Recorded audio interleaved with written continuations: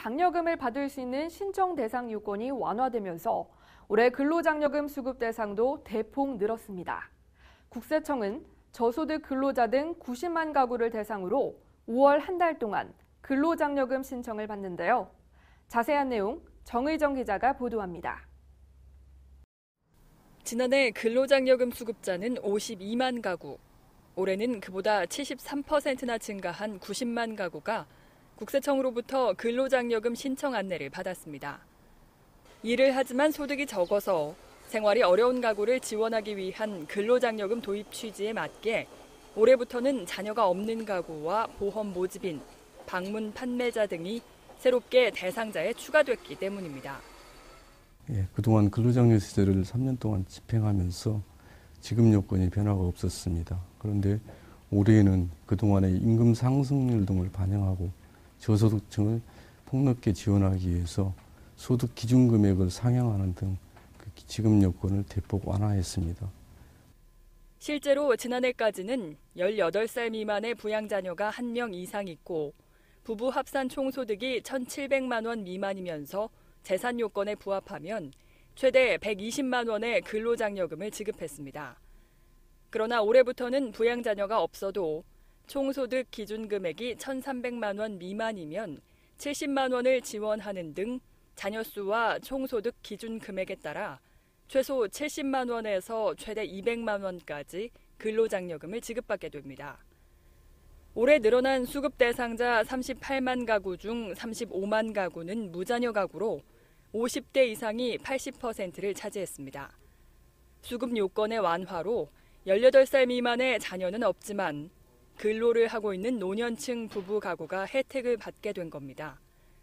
부양자녀별로는 크게 확대된 노년층 부부 가구를 포함해 한 자녀 가구가 22만, 두 자녀 가구 26만, 세 자녀 이상이 7만 가구를 차지했습니다. 소득 종류별로는 근로소득자가 84만 가구로 대부분을 차지했고 새롭게 추가된 보험 모집인과 방문 판매자는 6만 가구로 6.7%를 점유하고 있습니다. 이번 신청 안내 대상 90만 가구 중 61만 가구는 새롭게 신청 대상에 포함된 가구입니다. 또 지난해까지 한 번 이상 수급 경험이 있는 가구는 29만여 가구로 나타났습니다. 한편 사회적으로 소외되기 쉽고 경제적으로 어려움에 처한 다문화 가정이 우리 사회에 안정적으로 정착할 수 있도록 12,000가구의 근로장려금 신청을 안내했습니다. 그 밖에 사업주의 폐업 등으로 근로를 했는데도 소득 자료가 제출되지 않아 이번에 안내를 받지 못한 대상자들을 위해서는 고용노동부 등으로부터 사회보험 납부 내역 등을 수집해 5월 중순경 추가 안내할 계획입니다.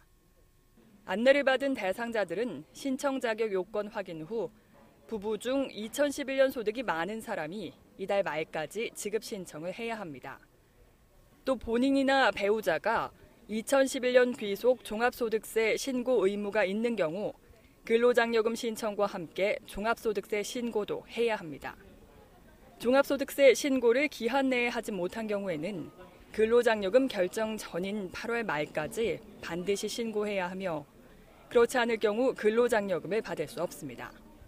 근로장려금은 휴대전화, 전화 ARS, 홈페이지를 이용한 인터넷 신고 등 전자신고 방법도 있고 또 직접 관할 세무서에 방문해서 서면으로 신고하셔도 됩니다. 각자 상황에 맞게 편리한 방법을 선택해서 신고하십시오.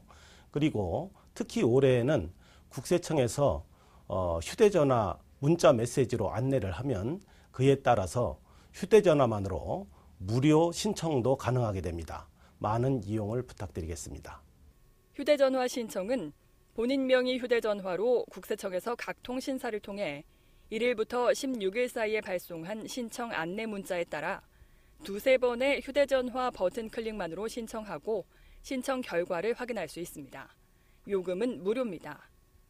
이 밖에 궁금한 사항은 신청 안내문에 있는 관할 세무서 담당자 전화나 문자 상담 서비스 또는 국세청 세밀의 콜센터를 이용하면 됩니다. 근로장려금은 반드시 5월 31일까지 신청해야 하며 심사 후 9월 말경 지급될 예정입니다. 국세매거진 정의정입니다.